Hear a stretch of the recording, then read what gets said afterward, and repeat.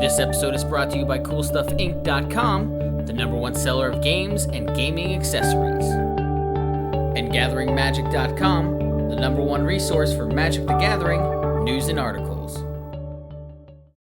Hi, I'm Uriah, and this is my Teysa Envoy of Ghosts Commander deck.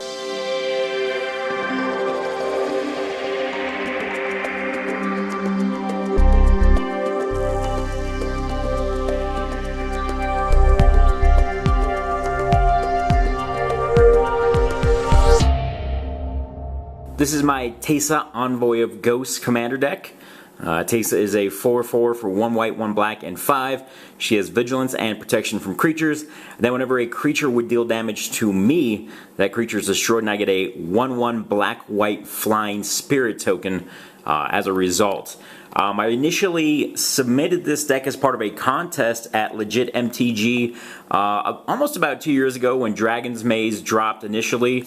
There was a contest to build a deck out of one of the 10 Maze Runners from the Return to Ravnica block. This was my submission. I think it was a runner-up in the most flavorful category. And I had such a good time building the deck list that I decided to actually build it in person. So I've had it for a couple years now. If you do go back and look in the archives of that article, this is not the exact same list as I had there because there were some cards that I had in the submission that I didn't actually own in person. So yeah, let's go ahead and jump into it. There are a lot of basics in this deck. You will see I have 11 plains and 12 swamps. There's really not a whole lot of great ramp in white-black, so I just have to have a lot of mana-producing sources because Teysa costs 7. There are some other things in my deck that cost a lot of mana just to get going. Some other lands here I have Forbidden Orchard. There's no drawback on this because, as you will see, I'm not afraid of creatures, so by getting any color of mana and giving someone else a 1/1, that's basically no drawback for me at all. We also have Command Tower to give me both colors, a Scrubland, Godless Shrine, Fetid Heath can give me both as well, along with Isolated Chapel, Tainted Field, Orzhov Guildgate, Windbrisk Heights.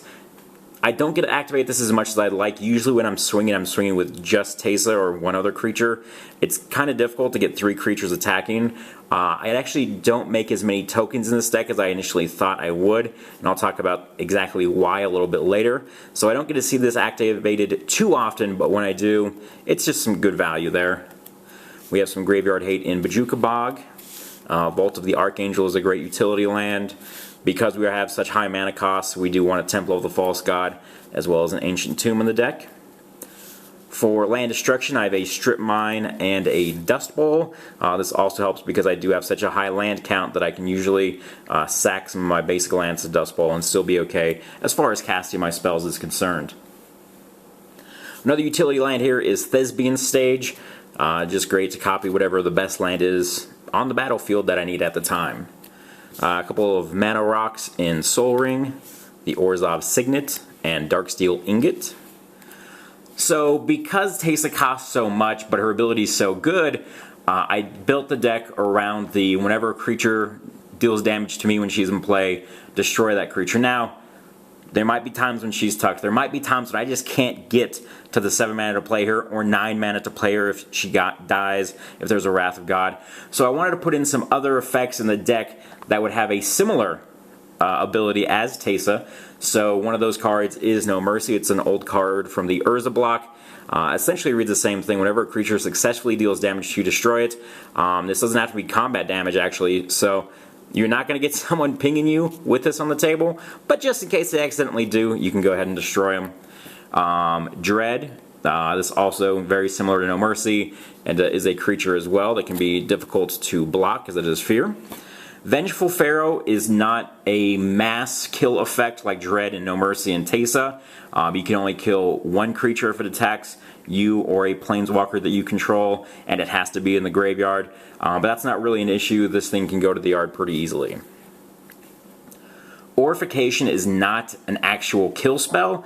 All it does is make creatures turn into walls or creatures that have Defender, which means they can't attack you as long as Aurification is in play.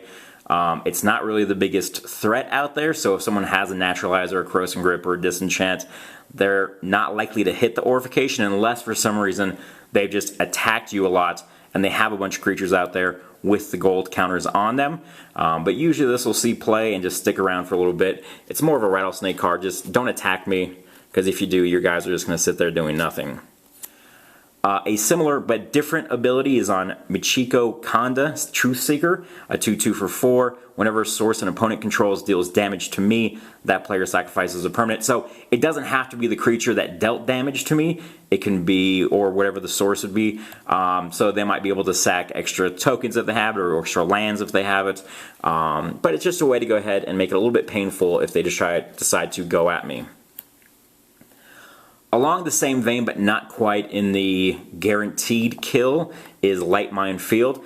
Now, if you play this card, it'll happen where an opponent is going to attack you or someone else, and they're going to attack with more creatures than they have toughness on those creatures, and they're going to lose them all, and they'll be like, oh, wait, I get what that card does now, and then they're going to be very cautious the next time they actually attack. What this essentially does is this restricts the number of creatures entering combat, kind of like a crawl space, so you have less creatures to deal with as far as blocking is concerned. Now, there are cards in this deck which are going to make creatures attack, sometimes multiple creatures attack, and Lightmine Field is a great card to have on the battlefield if one of those cards gets activated. So we'll see that a little bit later. Call Traps deal 1 damage whenever a creature attacks. Not as good as Lightmine Field because it doesn't scale, but it's still good for this deck. We also have a Blood Reckoning. Whenever a creature attacks me or a Planeswalker I control, the creature's controller loses 1 life. It's okay. It's an uncommon, but it definitely fits the theme of the deck.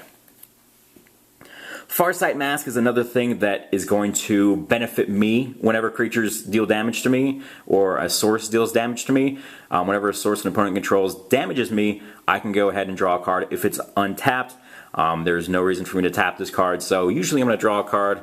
It's like a Mind's Eye, just not as good, but in my deck it can be okay. Stuffy Doll is a creature that is great because when creatures come at me, I'm going to block with Stuffy Doll. It's indestructible. They're going to be taking some damage. So it's one of those things where you're going to get in trouble, you're going to get pain if you try to attack me, and you're going to have to attack me. Loyal Sentry starts off more of the creatures that give me essentially a bonus when creatures attack me. It allows me to block and then take down their best creature simply for 1 mana. It's a 1/1/1, so that's great. Defiant Vanguard is the same way. When it blocks at the end of combat, destroy it and all creatures it blocked this turn. Also in that vein, we have an old card from Mirage, Dread Spectre, a 2/2/4. Whenever blocks or is blocked by a non-black creature destroyed at the end of combat. The non-black has hurt me a little bit here in the past, but not enough to make it significant enough for me to want to take Dread Spectre out. Along the vein, a Legends card, Infernal Medusa, 2/4/5. All non-wild creatures blocking are destroyed at the end of combat, and all creatures that blocked by Medusa are also destroyed at the end of combat as well. Gorgon Recluse, a common from Time Spiral. Whenever it comes blocked or is blocks or it becomes blocked by a non-black, similar to the Dread Spectre, it also will destroy a creature at the end of combat. So again, more just Rattlesnake cards. You know, stay away from me, but you're going to have to come at me, so it's going to be a pain. These next couple of cards make all of those previous creatures that much better, because if I have an Entangler on Infernal Medusa or on Defiant Vanguard, I can go ahead and block any number of creatures. So if there's a big army coming at me, I'm going to trade one of my creatures for all of your creatures. Now, of course, when that creature dies, Entangler is going to go away too, so you do lose that. But if this is on Teysa, Envoy of Ghosts, that is a killer. Because she has that pro creature, she's not going to die from combat. Valor Made Real is a 1-time shot of Entangler for 1 mana. It's pretty good. Now, these are not going to allow me to block all of the creatures, but they will let me block an additional creature. I have Echo Circlet and Vanguard Shield. And because these are equipment, these will stick around unlike the other two, so that makes them pretty good for me. Next we have Magnetic Web. This is going to start our section of the deck where I'm going to make creatures attack. With Magnetic Web, I can put a magnet counter on a creature and then on another creature that I control, and then I can make the creature with the magnet counter attack, and I have to block with mine. They're magnets, so they get stuck together. So I'm going to send one of their good creatures with the magnet counter at my Defiant Vanguard and kill it. And then maybe I'll start throwing around some more magnet counters. It takes a while to get going, even though it is cheap to play and activate, because you just have to get it on multiple creatures in order for it to actually work. Bullwhip is a great one. It's a great card if you're just going to go ahead and kill something that has 1 toughness. Pay 2 mana and do it. If you want a creature to attack, pay 2 mana, ping it a little bit, and then force it to come in. Now the issue that you'll see right now is in a 1-on-1 match, this is very useful because you want these creatures swinging at you. What's going to happen though is it's going to scale against you the more creatures you play, especially in multiplayer, because when you're forcing creatures to attack, they can choose to attack another opponent. So there might be an opponent out there with no creatures. They're just going to go ahead and connect to their face. They might attack into someone that can just chump block or block and no trade if they have a bunch of walls or something like that. So that is a little bit of a negative drawback because you do want them attacking you because you are going to kill the creatures, and if Teysa's out, you are going to get those tokens. Now, it's not the biggest deal if they don't attack you because that means they are still attacking one of your opponents, which means there is the possibility that they will go down in life, which is going to help you in the end. That's going to help you win. But I wish there was a card that said a creature has to attack you this turn of Fable that I could put in this deck. So far, I haven't found one, but if you know of one, certainly let me know. Imps Taunt is an instant with buyback that makes a creature attack this turn if able. Nettling Imp is an old school card. It forces a non-wall creature to attack. Now, if the creature did not attack, it is killed at the end of turn. So they can choose not to attack and just have it die. That's fine. Now, even if a creature is tapped for an ability, even though it could not attack, if you activate the Nettling Imp, it will still kill that creature at the end of combat, even if it did not attack, even if it was not able to attack, as long as it wasn't used on a creature with Summoning Sickness. Norrit is the same thing. I don't have any blue creatures in my deck, so the first ability doesn't do much. I've never used it on another creature from another deck that's blue. It's usually just that second ability, force a non-wall to attack. That's a 1/1 on 3, or a 4 actually, so it's not that great, but it fits my vein of forcing the red zone to get busy. Walking Desecration has the ability to make multiple creatures attack if they are the same creature type, so that scales a little bit better than just the one creature with the previous cards. That's a uncommon out of Onslaught. Maddening Imp from Tempest is probably the best force creatures to attack card because it makes all non-wall creatures target opponent controls attack if able, and then again, if they did not attack, destroy them at the end of the turn. If they do attack and they come at me, I'm probably destroying them anyway. Now, as much as I have, the Rattlesnake, don't attack me cards, don't come at me because you're going to lose your creature cards, sometimes I just don't have them. Sometimes Planar Cleansing gets played, and then another creature comes down, and I just need to have some spot removal. So I do have some spot removal in the deck. Not a lot, but it is there. So I have Path to Exile and Mortify. Attrition is also some removal. Pay 1 black, sack a creature, destroy target non-black creature. It's not any creature, which would be better, obviously, but it is a black card, so it's only going to destroy non-black. Usually, if I can get some tokens going, then this is pretty good for me. Helm of Possession is kind of like a removal spell because I can take a good creature, gain control of it by paying 2, tapping and sacking a creature. Again, if I have a lot of tokens to throw to it, it's pretty good. Angel of Despair, removal, destroy the target permanent of your choice, and it's a 5/5 flyer. It is 7 mana, but we are expecting high CMCs in this deck, so that's not too much of an issue. Now, like the Forbidden Orchard, there is no drawback for me to give creatures to my opponents, because if those creatures come at me, I'm probably going to kill them. Hunted Horror, a 7/7 trampler on 2. Yes, someone else gets 2 3/3 green centaur tokens with protection from black, but again, that's not really a huge issue for me, so there's some pretty good value there. I also have the other hunted creature in my colors, the Hunted Lamassu, which is a 5/5 on 4 flying, and then another opponent gets a 4/4 black horror into play. So more great power to toughness, converted mana costs value, essentially. Now, if I want to go ahead and sack any of my dudes, if I want to sack my tokens, here's some cards that will let me get some benefit out of them. Viscera Seer, sack a creature, scry 1. If I need some mana, Ashnod's Altar will go ahead and work for me. Fanatical Devotion is a cool card. It's a common from Nemesis that you don't really see played all that often, but it is a free sack outlet in white, which you don't see a whole lot of, and you can just sack a creature, regenerate another creature. It's kind of like Martyr's Cause. If you're familiar with that card, you're probably more familiar with that card than you are with Fanatical Devotion. But Fanatical Devotion is a really great card. If you're looking for a free sack outlet in white, give this one a try. And again, it's common, so it should be pretty easy to pick up. Fallen Ideal, I'd like to have this on Teysa in case I have a lot of dudes out there and I want to get in for some big commander damage. Sack a creature, get +2/+1. This also gives Teysa flying, so I can block flyers as well if I want to, or still let them on through and kill them with Teysa's ability. And this is great because it can return to my hand when it is put into the graveyard from play. Because I have the original Teysa in here and the new Teysa, I have the ability to generate a lot of tokens, which is great, and this Teysa especially likes to have tokens that are black and white because she can go a little bit nuts. So I have her in here as well.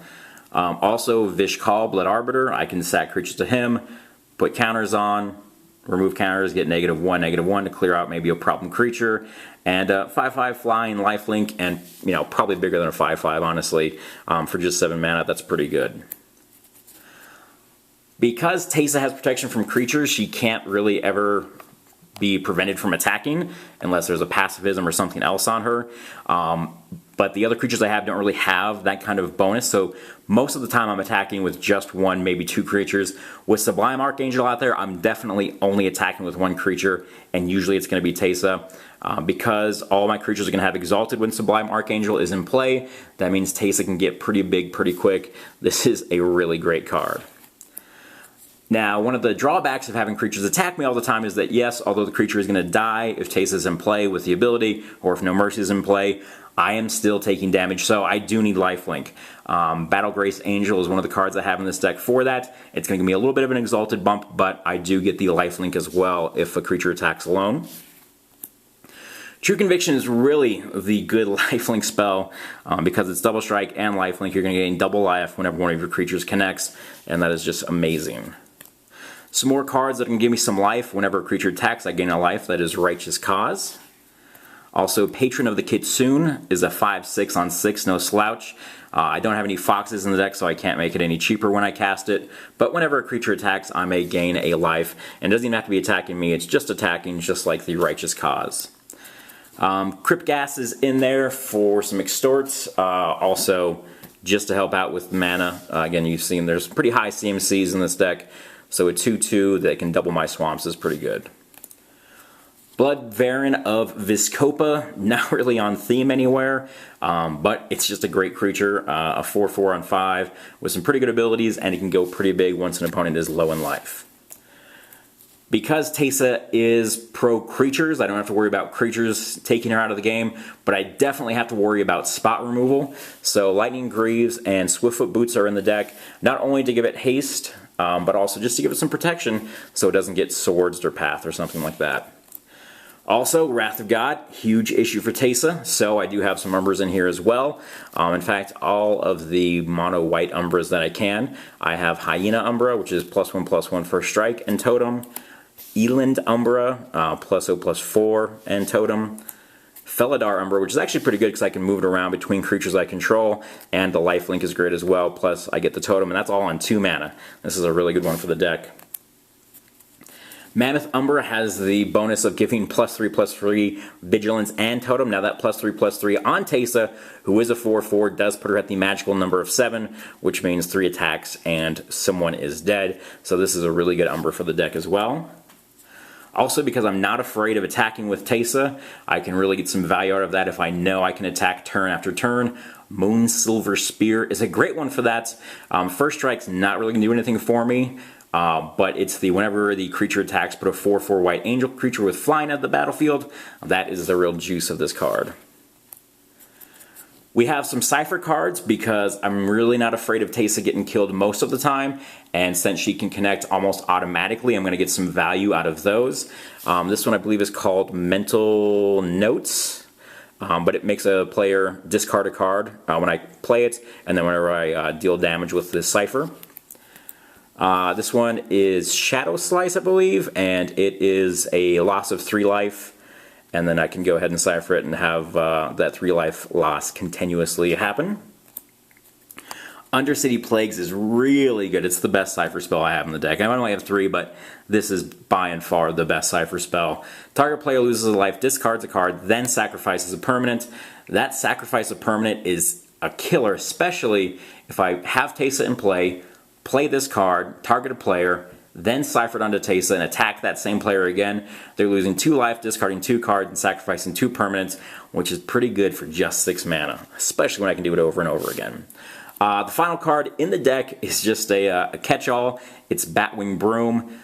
Sometimes I want to go ahead and prevent all the damage coming at me if I've got too much heat on me. So this is a fog in there, and then I'll also, if another creatures are attacking me, have a player lose 1 life for each creature attacking me as well.